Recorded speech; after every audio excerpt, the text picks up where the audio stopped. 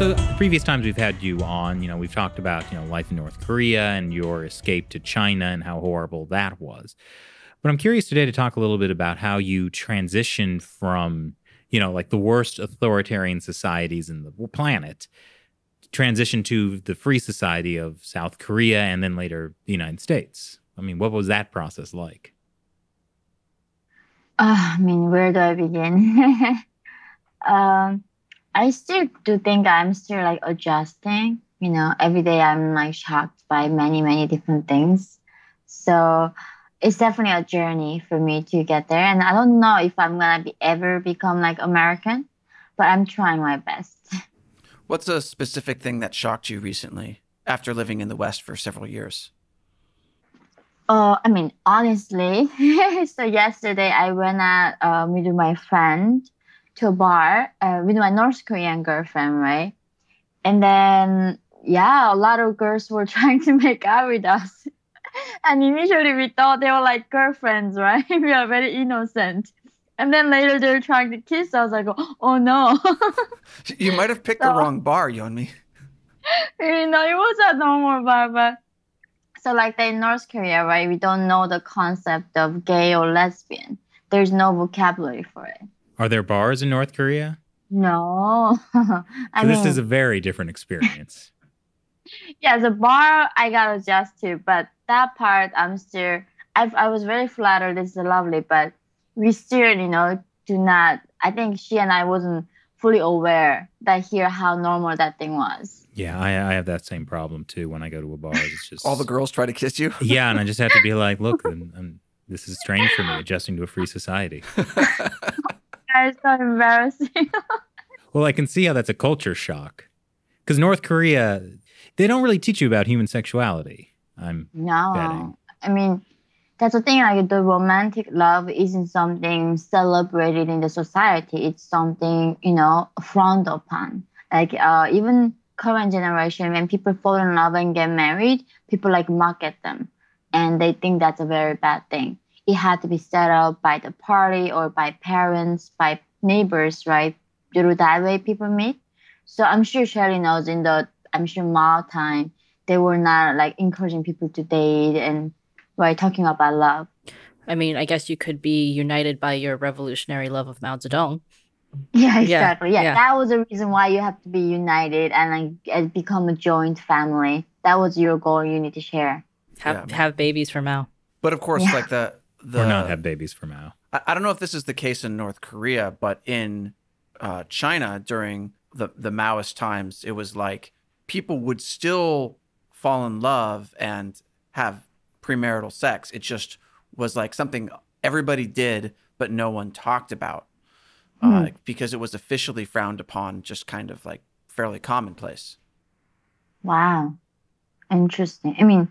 In North Korea, or... Yeah, is that the case in North Korea, or was he was talking about China? Yeah. So, yes. So now it's changing a lot, and because now in the past, like when I was even there, people were like loyal to the regime. I sincerely loved their leader, right? Like I sincerely could have died for him.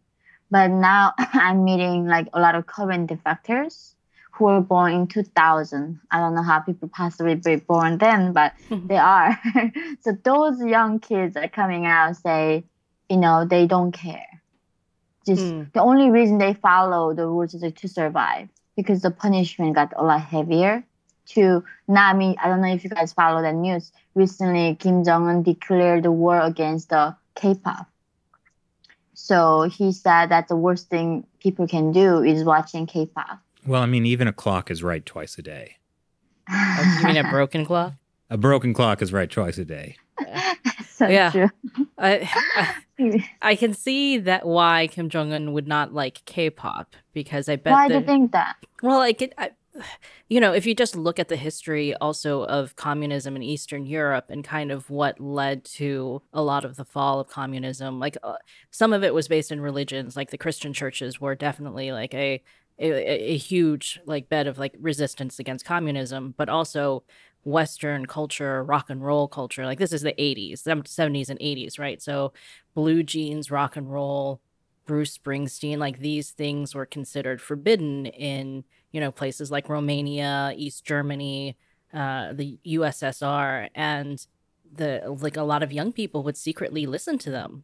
They got their news from the shortwave radio, from like Voice of America, Radio Free Europe, and they'd listen to, secret cassette tapes of rock and roll, because like that kind of rebellious, like that kind of energy was a threat to an authoritarian regime, and it was something they couldn't control. So I can imagine that K-pop, I bet a lot of people in North Korea, right? When you were there, you were saying you watched Titanic, right? And that changed how you looked at things. I'm sure there are a lot of people now, young people, like secretly watching K-pop or listening to K-pop.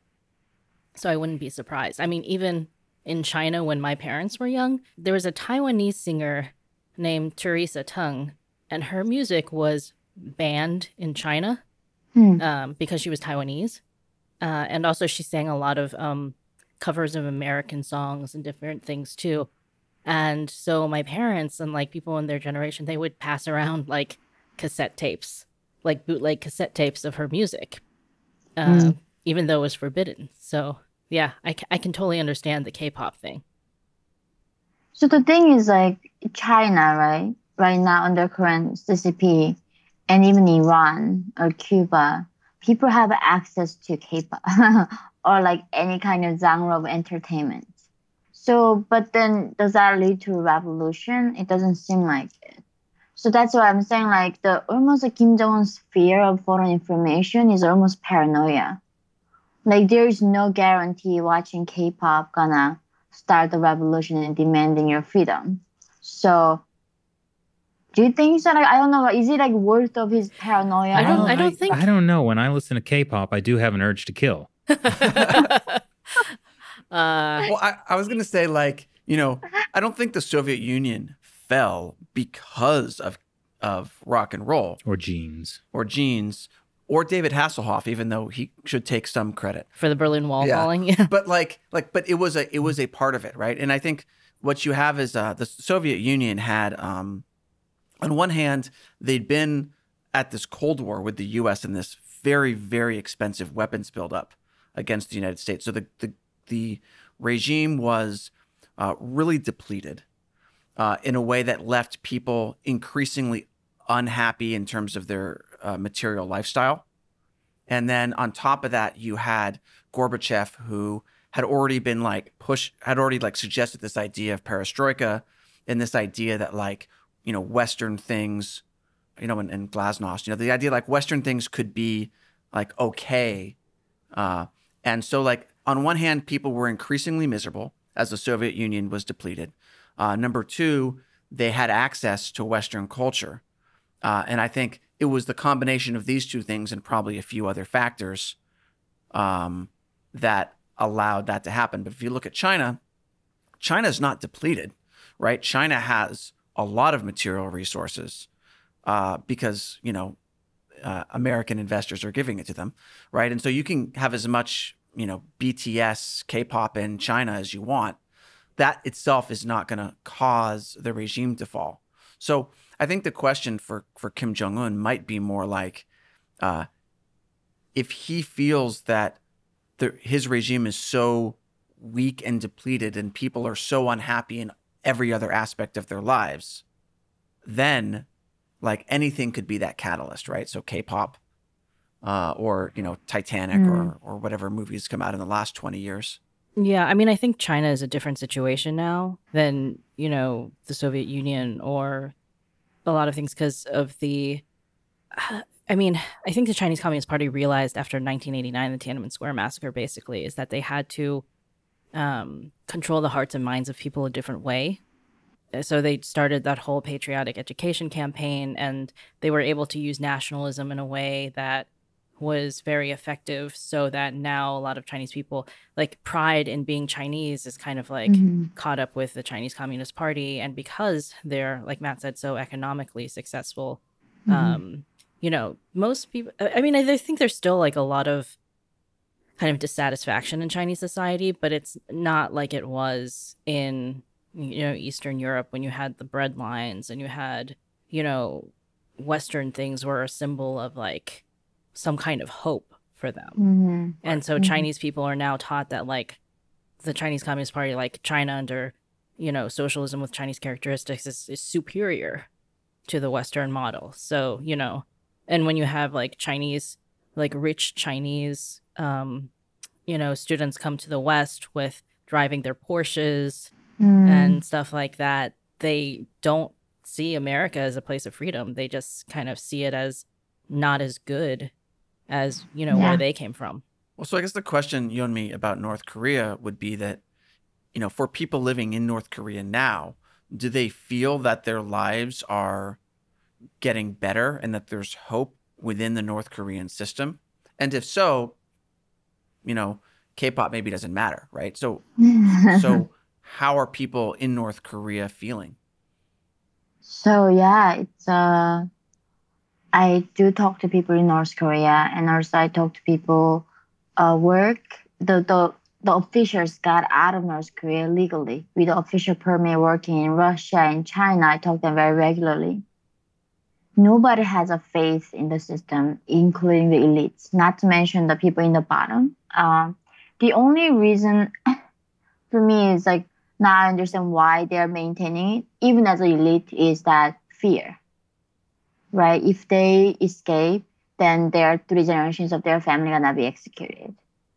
And the poor people, they want to get out, but they can't because the border is now seared with, right? The country cannot afford electricity, puts these high electrified fences on the border with the machine guns, and that was not enough. They were burying landmines on the entire border of North Korea. So the entire country is now seared. It became a prison camp.